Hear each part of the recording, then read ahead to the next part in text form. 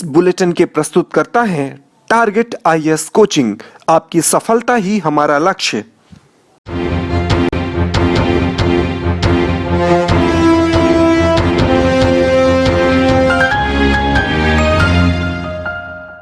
नमस्कार, आप देख रहे हैं रीवा दर्शन। मैं सजेता बघेल आपके साथ। आइए जान लेते हैं क्या है आज की प्रमुख खबरें। जेपी कैंपस में 400 बेड के आधुनिक कोविड केयर सेंटर का पूर्व मंत्री व सिमरिया विधायक ने किया शुभारंभ। प्राकृतिक प्रशासन दोनों की मार झेलने को मजबूर अन्नदाता। पूर्व मंत्री व रीवा विधायक राजेंद्र शुक्ल के हाथों गरीब और जरूरतमंदों को वितरित किए गए खाद्यान्न के पैकेट और न्याय की गुहार लेकर महिला पहुंची एसपी कार्यालय। आइए जान लेते हैं इन खबरों को विस्तार से।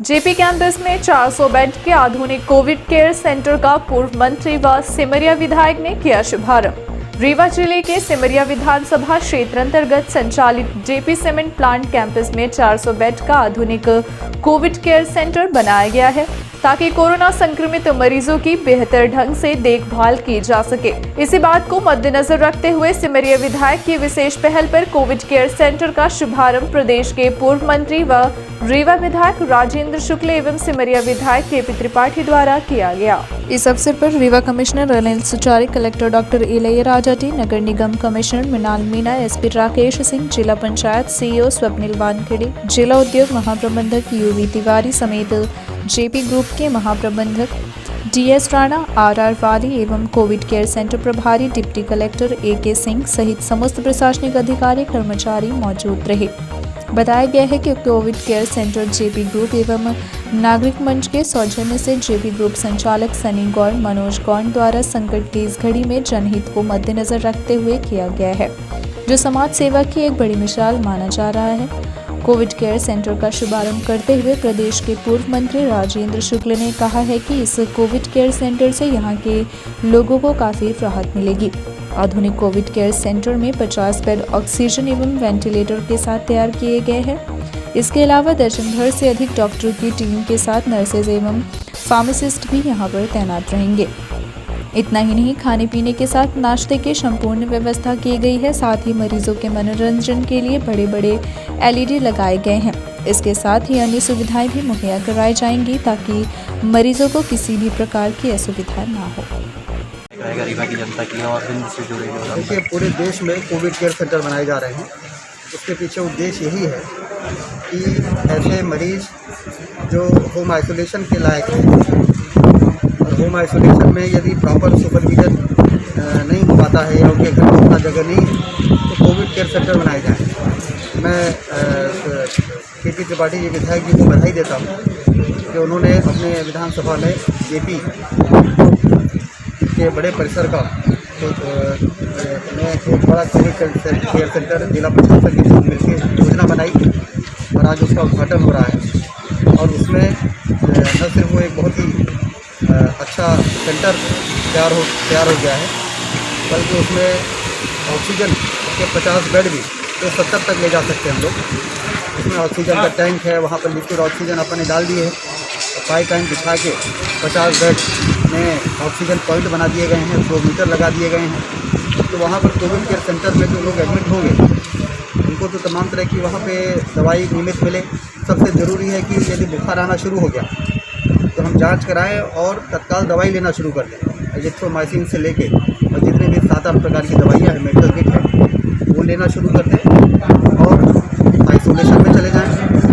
और उसके साथ ही हम योगा प्राणायाम वगैरह करके और एक अच्छे उनके मनोरंजन की भी वहाँ पे अच्छी व्यवस्थाएं की गई हैं। टीवी लगाए गए हैं, भोजन की अच्छी व्यवस्था की गई है। तो उस प्रकार का एक सेंटर, जैसा अभी मुख्यमंत्री जी बीना रिफाइनरी में जाकर उन लोगों ने वहाँ पर एक सेंटर बनाया, लगभग उसी की तर्ज में ये कोविड केयर सेंटर रीवा में बन गया। तो अब हमारा संजय गांधी भी अस्पताल जितना बेहतर से बेहतर सेवा हो सकती है दी जा रही है। ऑक्सीजन की कमी नहीं है। जिला अस्पताल में भी लोगों का ऑक्सीजन और बेड उपलब्ध है। इसी प्रकार से हमारे जो प्राइवेट हॉस्पिटल है विंध्या और रीवा हॉस्पिटल, उसमें भी अभी 40 पेशेंट ले पा रहे थे, लेकिन अब वो 20 बेड और बढ़ा दिए हैं क्योंकि उन्होंने ऑक्सीजन प्लांट उनके यहाँ भी लग गया है। प्राइवेट सेक्टर के भी ऑक्सीजन प्लांट चरोटा उद्योग क्षेत्र में लग रहा है, 100 सिलेंडर वहाँ बनने लगेगा। तो कुल मिला के कोशिश यही है कि ऑक्सीजन की सप्लाई और बेड ICU के माध्यम से जिसको बचाया जा सकता है उसमें कोई कसर न रह जाए। तो इसलिए अच्छे अस्पतालों में बेहतर व्यवस्था और कोविड केयर सेंटर के बन जाने से अब लोगों को बड़ी सुविधा रहेगी, आसानी रहेगी। निश्चित रूप से हम लोग इस जंग को जीतेंगे। प्रकृति व प्रशासन दोनों की मार झेलने को मजबूर अन्नदाता। जिले में गेहूं खरीदी को लेकर भले ही प्रशासन स्तर पर किसानों को अनेकों सुविधाएं मुहैया कराने के दावे किए जा रहे हो, लेकिन इसका लाभ सही मायने में किसानों को मिलता नहीं दिखाई दे रहा। गेहूं खरीदी को लेकर प्रशासन स्तर पर जारी किए गए निर्देशों का पालन खरीदी केंद्रों में तैनात अधिकारी कर्मचारी मानने को तैयार नहीं और लगातार सबकी मनमानी व उदासीनता देखी जा रही है, जिसका दंश अन्नदाता को लगातार भुगतना पड़ रहा है। ये हाल है गेहूं खरीदी केंद्रों का, जहां अपने खून पसीने की कमाई की बिक्री करने पहुंचे किसानों को अनेकों समस्याएं झेलनी पड़ती हैं। जिम्मेदार अधिकारियों द्वारा जारी किए गए निर्देशों का पालन होता नहीं दिखाई दे रहा है, जिसका खामियाजा लगातार अन्नदाता को भुगतना पड़ रहा है। जबकि गेहूं खरीदी को लेकर प्रशासन द्वारा अनेकों व्यवस्थाएं बनाई गई हैं, ऐसा दावा किया जाता है। किसान लगातार जहां प्रकृति की मार झेल रहा है, वहीं दूसरी तरफ प्रशासन की लाचारी का भी शिकार हो रहा है। गेहूं खरीदी केंद्रों में तैनात कर्मचारी शासन द्वारा जारी निर्देशों का पालन नहीं कर रहे, जिसकी वजह से आए दिन अन्नदाता को अनेकों समस्याओं का सामना करना पड़ रहा है।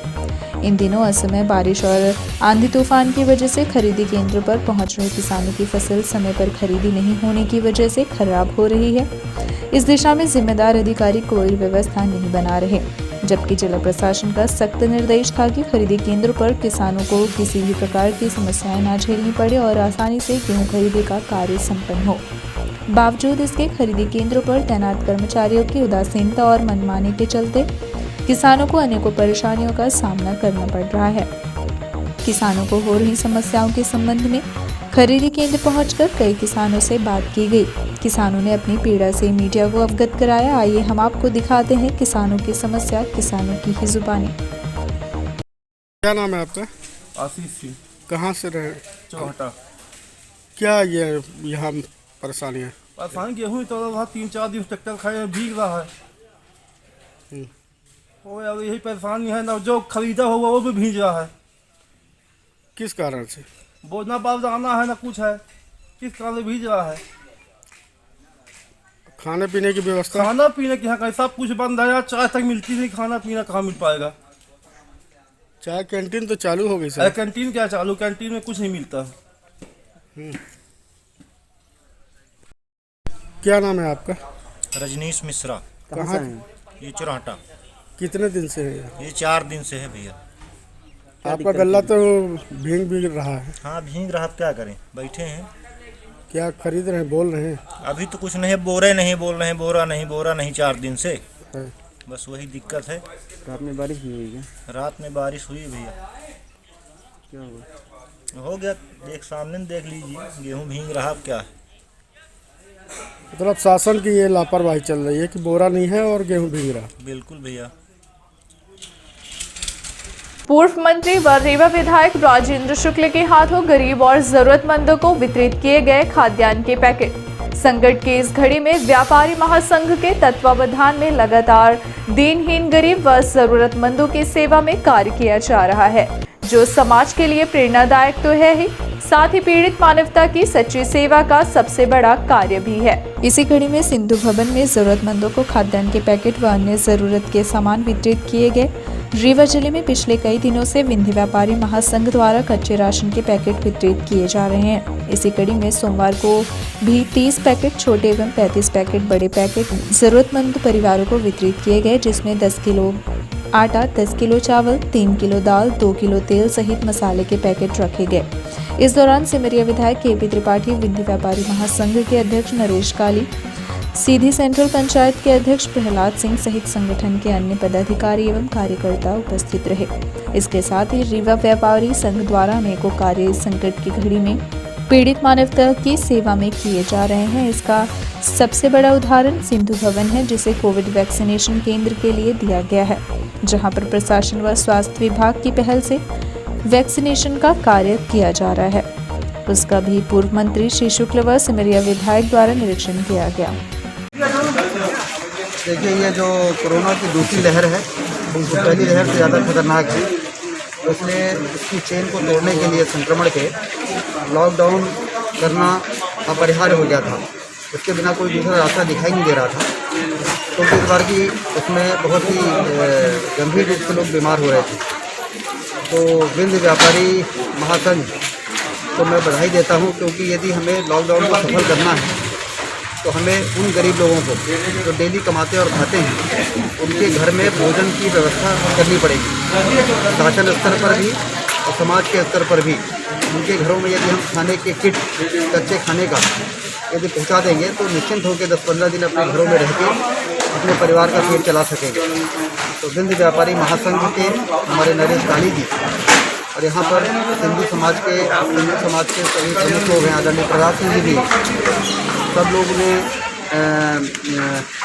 ये विंध्य व्यापारी महासंघ के प्रयास से लोगों से सहयोग लेके और जो इन्होंने पैकेट बनाए हैं, इसमें 10 किलो आटा है, 10 किलो चावल है, 3 किलो दाल है, 2 लीटर खाद्य तेल है, नमक है, मसाला है, ऐसा करके एक पैकेट बना के गरीबों को ये वितरण कर रहे हैं। कल 250 पैकेट वितरण किए हैं और आज लगातार आपने देखा कि यहाँ भी उन लोगों को चिन्हित किया गया है जो लोग ठेला और सब्जी इस प्रकार के व्यापार करके डेली कमाते थे और अपने परिवार का पेट चलाते थे, उनको मदद कर रहे हैं।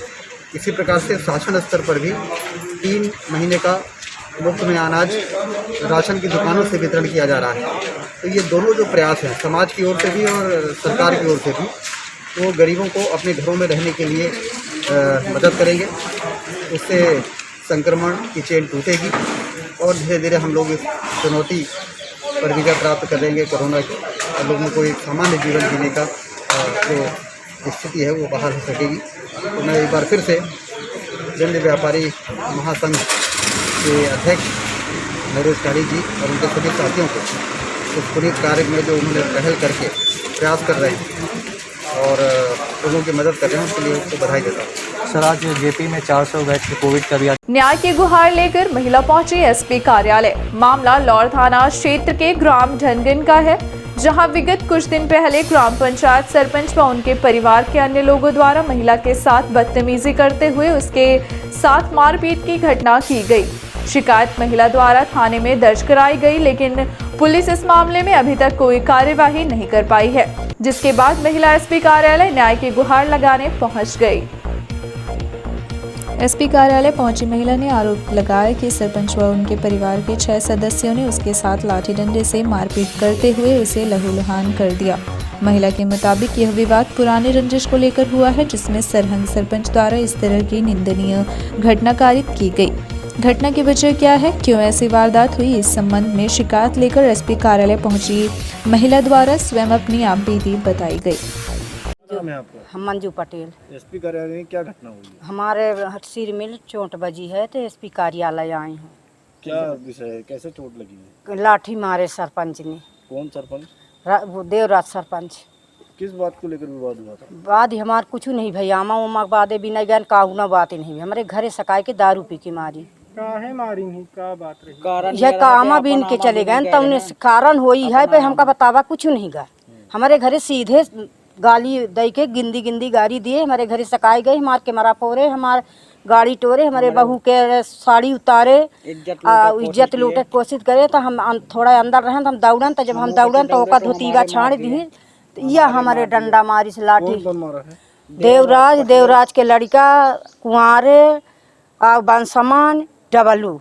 ये इसकी रिपोर्ट थाने में लोड हाँ सबके किए। तो जब हम साहब थाना में रिपोर्ट किए तो हमारा वो रिपोर्ट नहीं लिखे, हमका जब दरोगा जी हमका भगा दिए। कहन चल तुम्हारी कुछ हुआ नहीं है, तुम अपनी से चोट बजवा के आई हो। कहाँ से आई हैं आप? हम धनगन से आए हैं। कहाँ की घटना है जहाँ मारपीट? हमारे मतलब दूसर थोड़ा दूरी घर है, तो हमारा उनका दूर ही हमारा दूर है। हमारे घरे सका के दारू पी के मारी। धनगन ये कौन से थाना? लाउर थाना है। कितने लोग मारपीट किए? 6 लोग हमारे घरे सरपंची मौजूद औरत ही। थाने में कोई कार्रवाई नहीं हुई? कुछ हमारा कार्रवाई नहीं हुई। हमको खरीद देते हैं। आज 5 रोते दूर बेली हम रिपोर्ट करें, हमारा रिपोर्ट का कुछ नहीं। अब क्या बोलते हैं कि मीडियम उनको तुम ऑनलाइन नंबर लगा दिए हो तो वहाँ से तुम अपना खारिज चला लो, और नहीं तो जाओ तुम्हारा क्या कर लेगी। वो बोलता है कि जाओ तुम्हारा जाओ। जानते हैं लोर थाने में कौन बोल रहा था? हाँ, का नाम है चौबे जी। जाओ, हाँ चौबे जी आज घला फोन लगाए थे, हमारे में नंबर है तिवारी जी, हाँ लाहौर थाने से। पीड़ित मानवता की सेवा में निर्मल फाउंडेशन का अतुलनीय योगदान। दुनिया भर में फैली महामारी कोरोना वायरस की वजह से जहां लोग हलाकान हैं, वहीं लोगों के काम धंधे भी प्रभावित हो रहे हैं।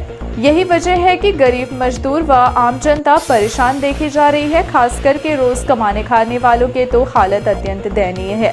इस विपरीत स्थिति में प्रशासन के साथ कदम से कदम मिलाकर कई सामाजिक संगठन भी पीड़ित मानवता की सेवा में अपनी महत्वपूर्ण भूमिका निभा रहे हैं। इसी कड़ी में निर्मल फाउंडेशन द्वारा गरीब मजदूर अन्य जरूरतमंदों की सेवा में कई कार्य किए जा रहे हैं। फिर चाहे वह भूखों को भोजन कराना हो या फेस शील्ड, मास्क, दवाइयाँ व अन्य ज़रूरत की सामग्री ज़रूरतमंद तक पहुँचाना हो, हर कार्य निर्मल फाउंडेशन के पदाधिकारी बड़ी मुस्तैदी से कर रहे हैं।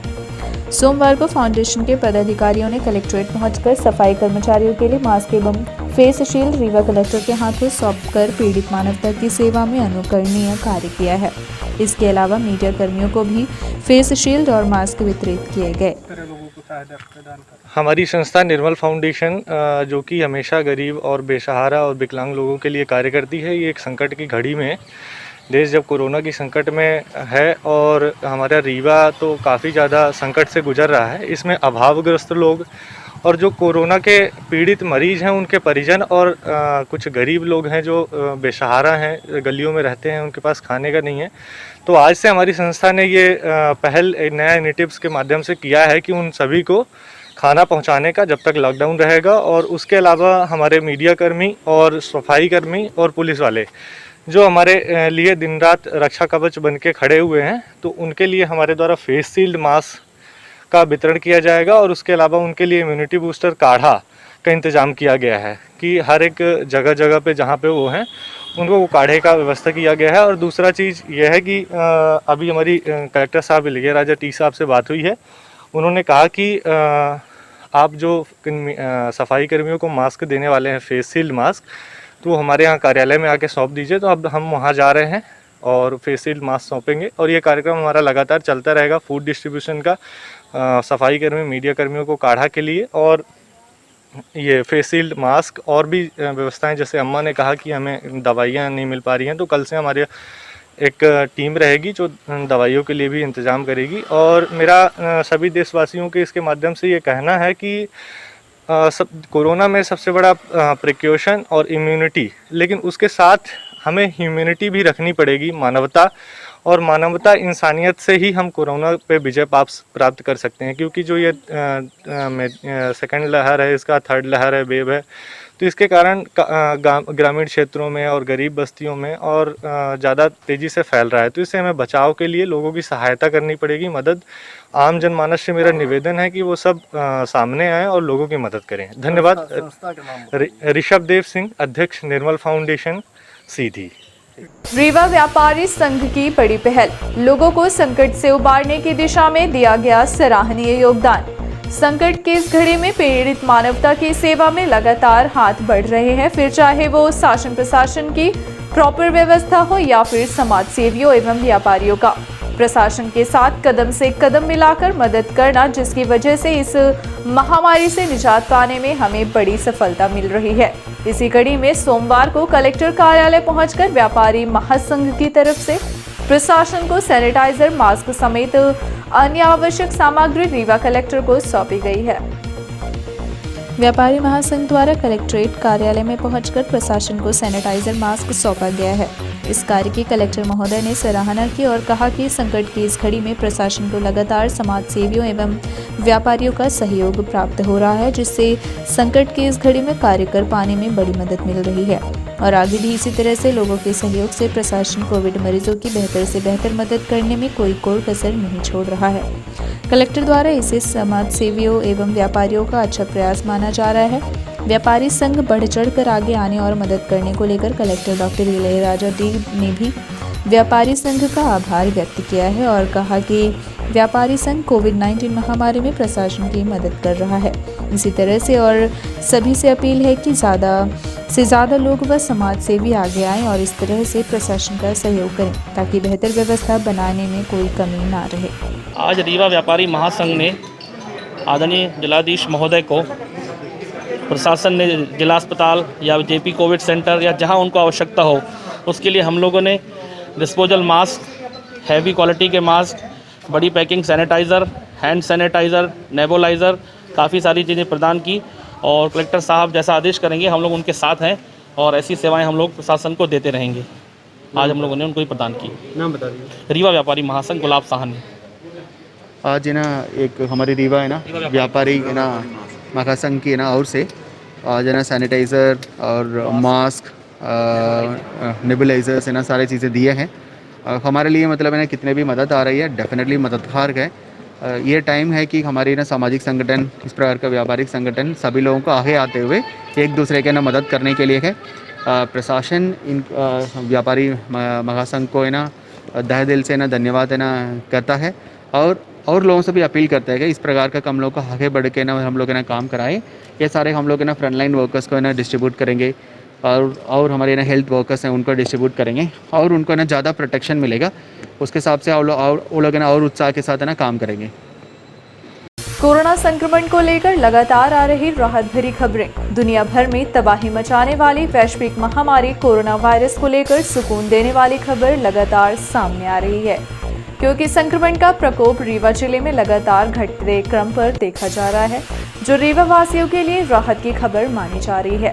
कोरोना संक्रमण के चैन को तोड़ने जिस तरह से शासन प्रशासन द्वारा कोरोना कर्फ्यू लगाकर पूरी मुस्तैदी के साथ कार्य किया गया, उसी का ही परिणाम है कि हम लगातार इस महामारी को मात देने की दिशा में आगे बढ़ रहे हैं। और अगर कुछ दिनों तक और इसी तरह से कोरोना गाइडलाइन का पालन करते हुए 2 गज की दूरी के साथ मास्क का इस्तेमाल होता रहा तो निश्चित तौर पर हम इस महामारी से निजात पा लेंगे और तभी सही मायने में हमारी इस महामारी से जीत मानी जाएगी। तेजी से बढ़ रहे कोरोना संक्रमण ने दुनिया भर को हैरान कर रखा है। खासकर अप्रैल महीने में दुनिया भर में तबाही के बाद मई महीने में क्रमशः कोरोना संक्रमण को लेकर थोड़ी राहत देने वाली खबरें आने लगी और रीवा में भी मरीजों के आंकड़े में कमी देखने को मिलने लगी, जो राहत की बात मानी जा रही है।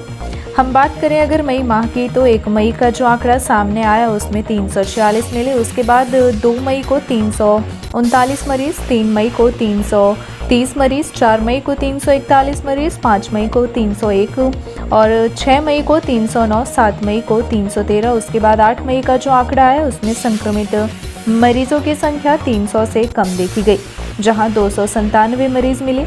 इसके बाद से लगातार जो आंकड़ा है वह निरंतर राहत व सुकून देने वाला देखा गया। 9 मई को भी 263 मरीज मिले। उसके बाद वहीं 11 मई को आए ताजे आंकड़े की बात की जाए तो घटते क्रम पर ही यह 249 मरीज सामने आए। वो अत्यंत राहत देने वाली खबर मानी जा रही है, लेकिन इसका यह मतलब नहीं कि हम पूरी तरह से स्वतंत्र हो जाएं और जो भी गाइडलाइंस है उनका पालन ना करें। लगातार प्रशासन व जनता के सहयोग से तमाम गाइडलाइन का पालन किए जाने के बाद ही यह राहत की बात सामने आई है। अगर आगे भी इसी तरह से तमाम एहतियात बरते गए तभी हम पूरी तरह से इस जंग को जीतने में कामयाब हो पाएंगे। अगर फिर से हमने कोई चूक या लापरवाही की तो फिर से हम इस महामारी के जद में आ सकते हैं। हालांकि अभी कोरोना संक्रमण की तीसरी लहर की भी बातें सामने आ रही हैं, जो इससे भी खतरनाक बताई जा रही है। इसी के साथ ताज़ा आंकड़ा पर नज़र डालें तो सोमवार 11 मई को 1517 लोगों की जांच की गई, जिसमें 249 संक्रमित मरीज सामने आए। इसके साथ टोटल मरीजों की संख्या जिले में 14,130 पहुंच गई और अभी तक में सरकारी आंकड़े के मुताबिक 65 लोगों की मौत भी हो चुकी है। वहीं राहत की बात यह है कि यहाँ 249 संक्रमित मरीज पाए गए, वहीं 346 लोग पूरी तरह से स्वस्थ भी हुए हैं।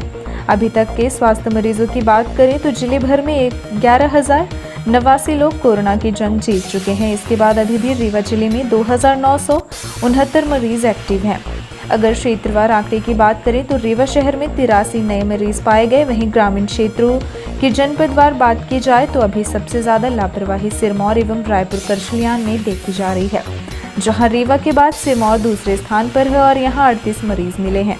यही हाल रायपुर करचुलियान का है, जहां जिम्मेदार जनपद सीईओ की लापरवाही के कारण मरीजों की संख्या घटने का नाम नहीं ले रही और जिले में तीसरे स्थान पर है, जहां 30 मरीज सामने आए हैं।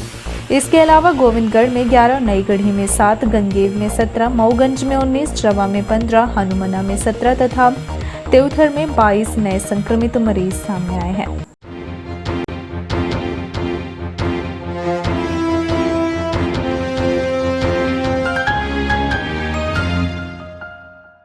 अब चलने से पहले आइए नजर डालते हैं आज की प्रमुख खबरों पर एक बार फिर। जेपी कैंपस में 400 बेड के आधुनिक कोविड केयर सेंटर का पूर्व मंत्री व सिमरिया विधायक ने किया शुभारंभ। प्राकृतिक प्रशासन दोनों की मार झेलने को मजबूर अन्नदाता। पूर्व मंत्री व रीवा विधायक राजेंद्र शुक्ल के हाथों गरीब और जरूरतमंदों को वितरित किए गए खाद्यान्न के पैकेट और न्याय की गुहार लेकर महिला पहुंची एसपी कार्यालय। ये थी आज की प्रमुख खबरें। आगे की खबरों के लिए बने रहे रीवा दर्शन के साथ। दीजिए हमें इजाजत। नमस्कार।